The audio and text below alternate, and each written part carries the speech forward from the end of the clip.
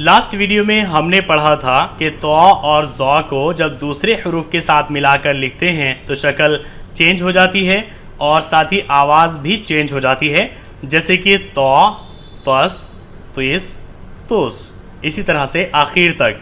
और आज की इस वीडियो में हम पढ़ेंगे कि आइन और गैन को जब किसी दूसरे हरूफ के साथ मिलाकर लिखते हैं तो शक्ल कैसी हो जाती है और आवाज़ क्या निकलती है। जैसे कि यहाँ पर हमने आइन को अलिफ के साथ मिलाया तो इसकी शक्ल चेंज हो चुकी है। पहले ये ऐसा था लेकिन अलिफ के साथ मिलकर ये कुछ ऐसा हो गया। तो यहाँ तक ये आइन है और ये अलिफ है। अब इसकी आवाज़ निकलेगी आ। यहाँ पर आइन को बे के साथ मिलाकर लिखा गया है, आप देख सकते हैं शक्ल चेंज हो गई है और इसको हम पढ़ेंगे अब। यहाँ पर आइन को बे के साथ मिलाकर लिखा गया है, जेर लगा हुआ है, इसको हम पढ़ेंगे ईब। आइन को बे के साथ मिलाकर लिखा गया है, इसके ऊपर पेश लगा हुआ है, इसको हम पढ़ेंगे उब। यहाँ पर देखिए आइन को जीम के साथ मिलाकर लिखा गया है तो शक्ल बिल्कुल चेंज हो गई है और यहाँ पर ज़बर लगा हुआ है तो इसको हम पढ़ेंगे आज। आइन को जीम के साथ मिलाकर लिखा गया है तो यहाँ पर जेर के साथ हम पढ़ेंगे ईज। आइन को जीम के साथ मिलाकर लिखा गया है, यहाँ पर पेश है, इसको हम पढ़ेंगे उज। आज, ईज, उज। यहाँ पर आइन को जे के साथ मिलाकर लिखा हुआ है, ज़बर लगा हुआ है, इसको हम पढ़ेंगे आज।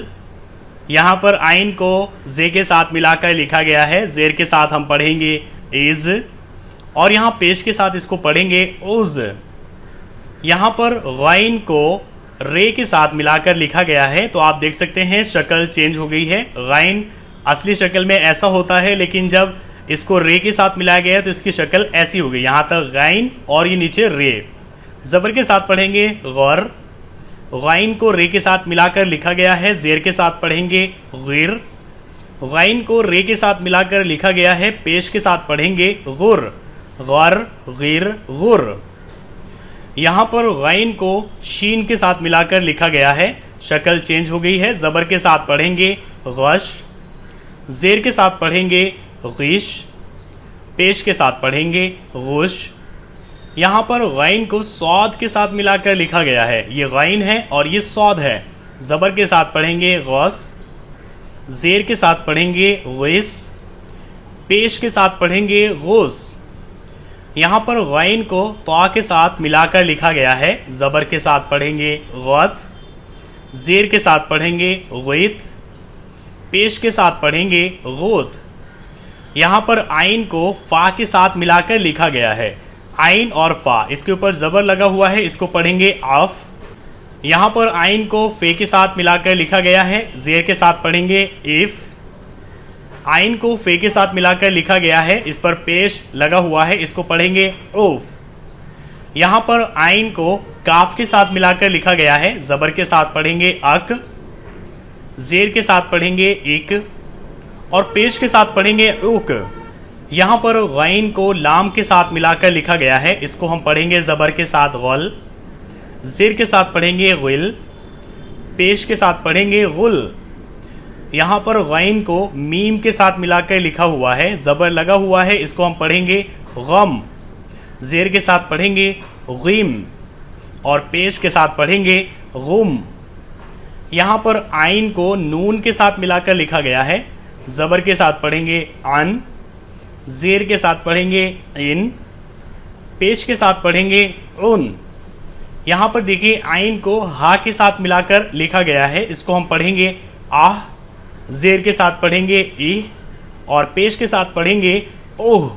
इस कायदे में आपको बस दो ही चीज़ें समझनी हैं, एक कि आइन और गैन को जब दूसरे हरूफ के साथ मिलाकर लिखा जाता है तो शक्ल चेंज हो जाती है और शक्ल कैसी हो जाती है वो आप यहाँ पर देख सकते हैं। ये आप अपने माइंड में, अपने जहन में बैठा लीजिए। कहीं पर भी अगर आइन या गैन किसी दूसरे हरूफ के साथ मिलाकर लिखे हुए मिले तो आप फ़ौरन समझ जाओ कि ये आइन है या गैन है। दूसरे आपको समझना है कि जब आइन और गैन को दूसरे हरूफ के साथ मिलाकर लिखते हैं तो आवाज़ भी चेंज हो जाती है।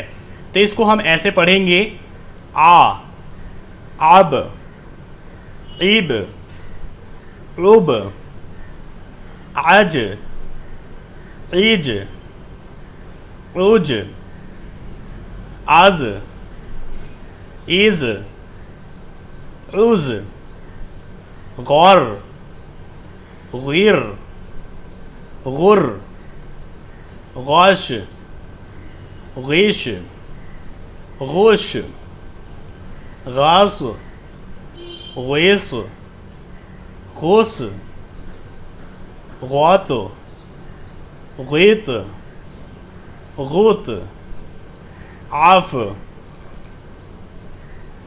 ईफ, ऊफ, आक, ईक, उक, गल, गिल, गुल, गम, गिम, गुम, आन, इन, उन, आह, इह, ओह। इसी तरह से यहाँ पर आप काट काट कर भी इनको पढ़ेंगे, जैसे कि ये आज, ये उज, ये गुर, ये गुस, ये गुश, ये गौत, ये आफ, और इसी तरह से ये गल, ये गुल, ये गुम, ये उन। इतनी पहचान इस सबक के बाद से आपको हो जानी चाहिए कि आप किसी पर भी उंगली रखो और उसको आसानी के साथ पढ़ सको, जैसे कि ओज, गोत, आफ, गोश, गश, इस तरह से। सो आज के लिए आप इसी की प्रैक्टिस कीजिए। नेक्स्ट वीडियो में हम बात करेंगे कि फ़े और काफ को जब किसी दूसरे हरूफ के साथ मिलाकर लिखते हैं तो शक्ल कैसी हो जाती है और आवाज़ कैसी निकलती है।